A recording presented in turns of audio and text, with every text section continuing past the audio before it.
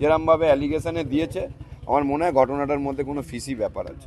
যা আমাদের investigation reveal করছে, যা মেডিকেল আছে ভিকটিমের, সেখান থেকে বোঝা যাচ্ছে এরকম একটা অফেন্স হয়েছে, যেটা ভিকটিম যেটা অ্যালেজ করেছে। আইআইএম কলকাতা ক্যাম্পাসে যৌন নিগ্রহ ও ধর্ষণের অভিযোগ।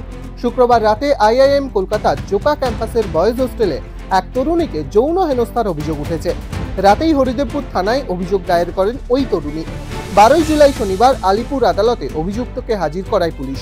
অভিযুক্তের আইনজীবী দাবি করেছেন, অভিযোগকারিনী যে সময় হরিদেবপুর থানায় পৌঁছন জানা যাচ্ছে, সেই সময় আইআইএম কলকাতা থেকে ওই দূরত্বে পৌঁছানো সম্ভব নয়।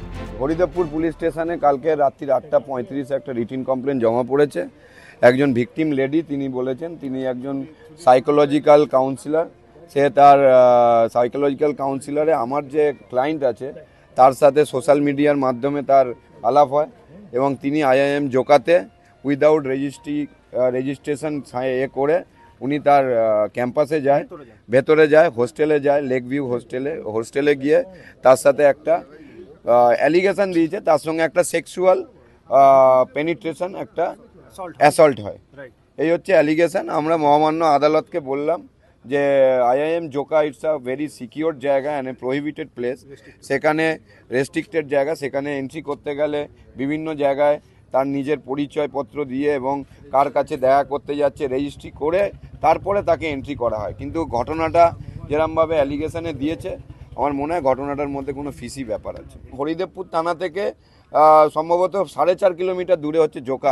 মানে ম্যাপে দেখা যাচ্ছে 5.5 কিলোমিটার মতো রাস্তা, ডিস্টেন্সটা 5.5 কিলোমিটার। কলকাতার রাস্তায় 5.5 কিলোমিটার যাতায়াত করতে নিদেন পক্ষে 20-25 মিনিট বা আধ ঘন্টার বেশি সময় লাগতে পারে। একই টাইমে আইআইএম জোকার থেকে উনি ওই পার্টিকুলার হরিদেবপুর থানায় যেখানে উনি কমপ্লেনটা দিলেন, ওই টাইমে উনি পৌঁছে গেলেন। পার্টিকুলার ন্যারেশন, হ্যাঁ, এটা মানে অ্যাট প্রাইমা ফেসি এটা মনে হচ্ছে একটা ফলস স্টেটমেন্ট, একটা ফিশি। অবশ্য সরকারি আইনজীবী আদালতে দাবি করেন, মেডিকেল এভিডেন্সে যৌন নিগ্রহের প্রমাণ মিলেছে।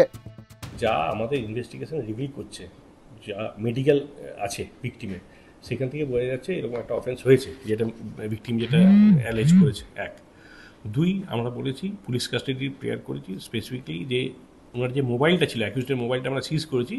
মোবাইলটা আনলক করার জন্য যে পাসওয়ার্ডটা আছে, সেই পাসওয়ার্ডটা ওনার কাছ থেকে নিয়ে আমাদের দেখতে হবে উনি কোনো রেকর্ডিং কিছু করেছেন কিনা। 1, 2 এক্স্যাক্ট পিওটা যে জায়গায় ঘটনা ঘটেছে সেখান থেকে স্যাম্পেল নিয়ে আমরা পাঠাবো ফরেন্সিকের কাছে।